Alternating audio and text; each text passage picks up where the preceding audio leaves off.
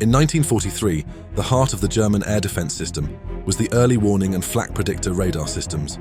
It had proved to be a good system, as was the British radar chain that had been set up since 1935.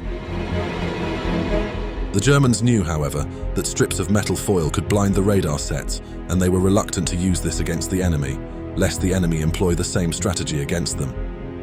Despite their hesitation, by mid-1943 the British had decided to put into play this strategy of using foil strips, or chaff, to blind the German radars.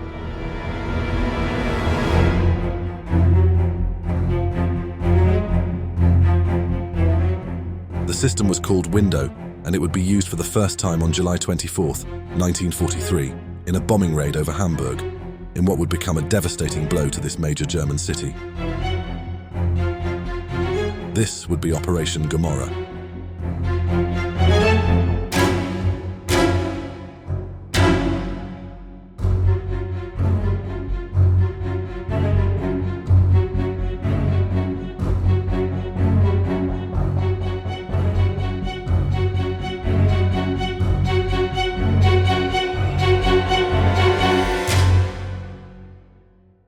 On the morning of July 24, 1943, Sir Arthur Harris issued executive orders for an attack on Hamburg, and by 10:30 p.m. that evening, British Pathfinder aircraft were setting out to rendezvous over Cromer and then on to Hamburg by 1 a.m.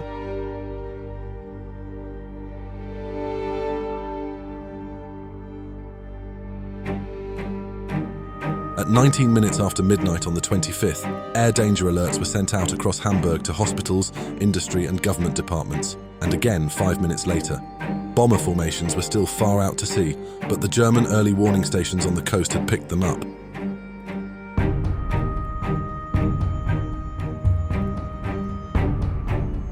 By 33 minutes past midnight, the city's air raid sirens burst into life.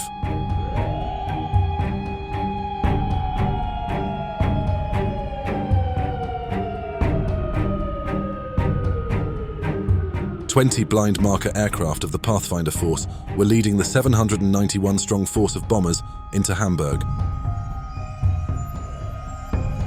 The first of these, a Lancaster from number 83 Pathfinder Squadron, had already passed by the small island, Heligoland, at 12:28 a.m. and released a load of window to confuse the German radars.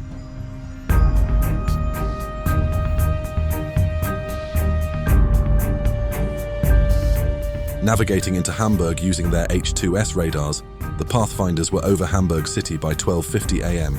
and releasing their yellow target indicators and parachute flares. More Pathfinder aircraft followed up and identified actual aiming points and marked them with red ground-burning target indicators, dropping them from 4 miles above the target.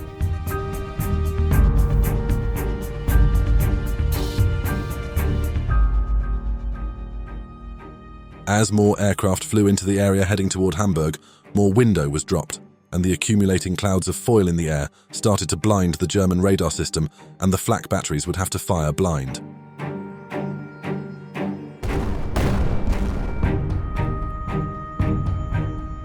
Observation of the incoming enemy bombers had to be by visual and sound identification only.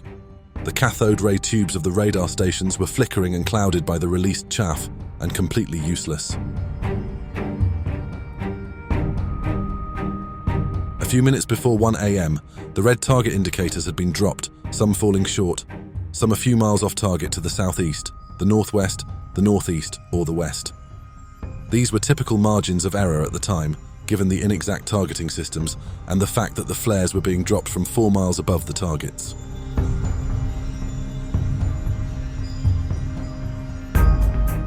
The main force of 728 who claimed to have attacked then paraded over the city, dropping some 1,350 tons of high explosives. Among these bombs were hundreds of blockbusters, large 4,000-pound bombs that were basically large drums filled with explosives. These blockbusters were concentrated in the early part of the attack to lay open the tops of buildings for the 932 tons of firebombs to have maximum effect.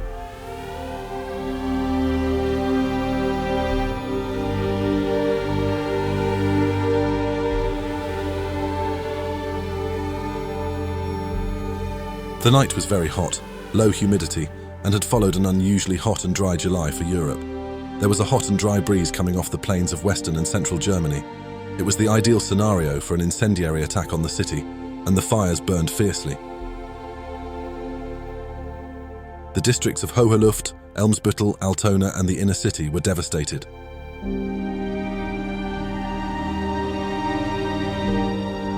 Just after 3 a.m., the all-clear sounded. It was estimated that 1,500 people were killed in this first night of bombing.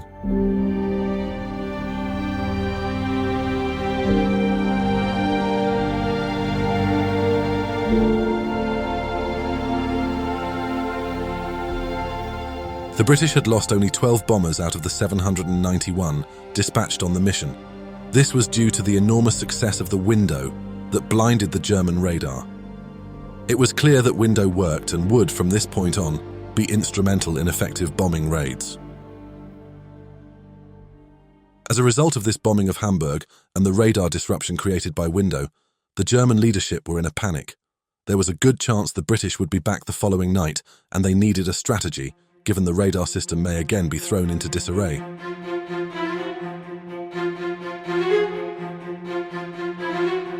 The Luftwaffe commander, Reich Marshal Göring, asked Major Hajo Herrmann to put up some of his new night-fighting experimental commandos to intercept the coming night's anticipated bombing attack.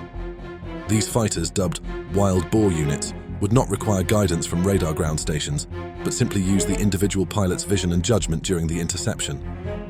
Herrmann promised Göring that 12 of these aircraft would be in the sky that night. A system of coloured flares was quickly devised by the flak batteries to help the wild boar unit navigate over Hamburg.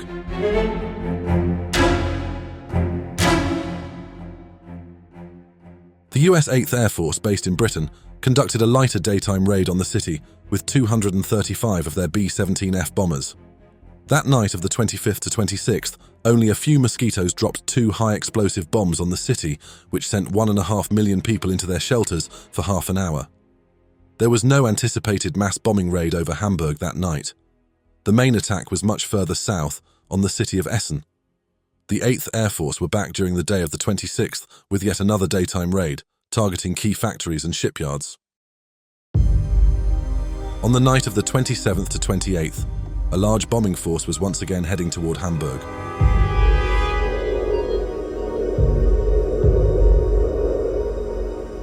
To confuse the Germans, the Pathfinders and main force headed out over the North Sea from Cromer in 2 directions, and then formed up 45 miles west of Heligoland, and then across to Kiel. From there, the force headed south to Hamburg.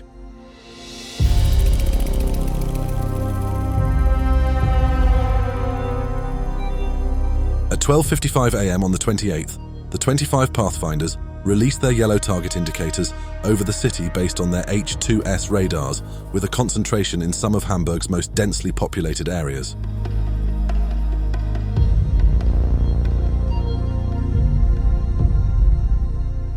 The bombers followed up with 2,382 tons of high-explosive bombs, including blockbusters, and 969 tons of incendiaries.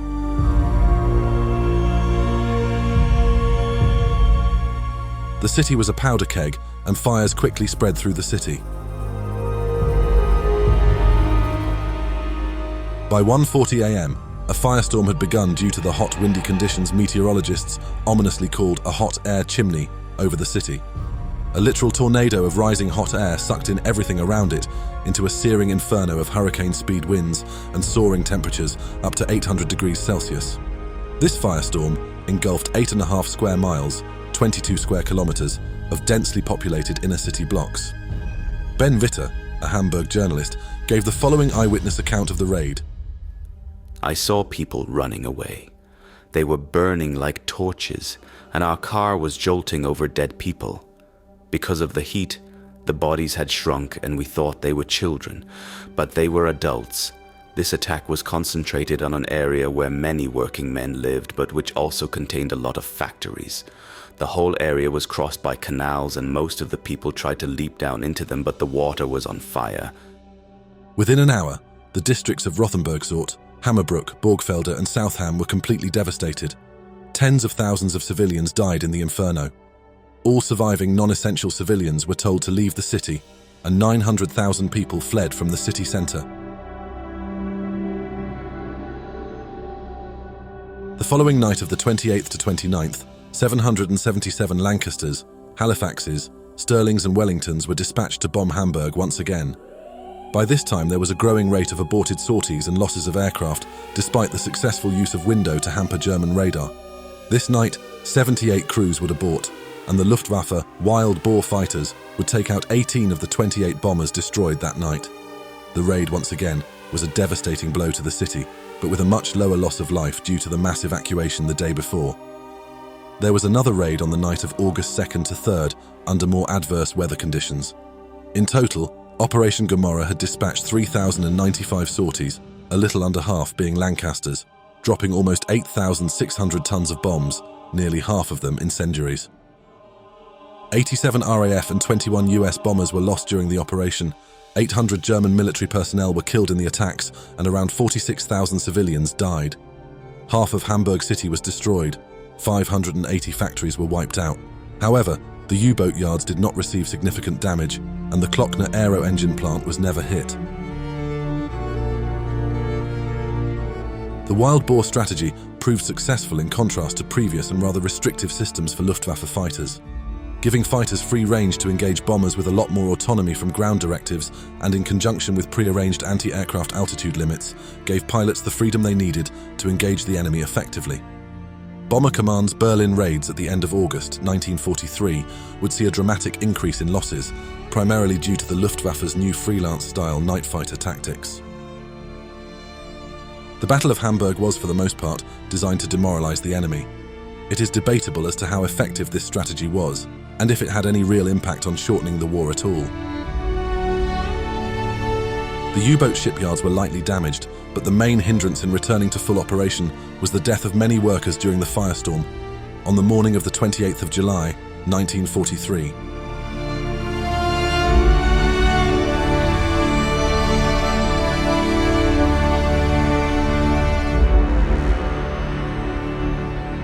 The terrible loss of civilian life in Hamburg would be overshadowed by the bombing of Dresden just 18 months later.